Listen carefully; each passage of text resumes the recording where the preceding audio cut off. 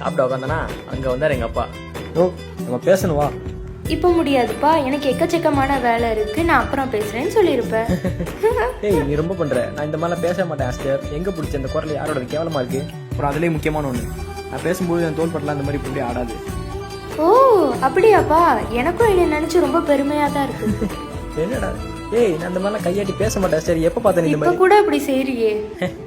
கட்டி கட்டி தங்க கட்டி கட்டி கொள்ள கொஞ்சம் வாடி கட்டி கொள்ள குட்டி கொடு நட்சத்திரம் ஒரு கோடி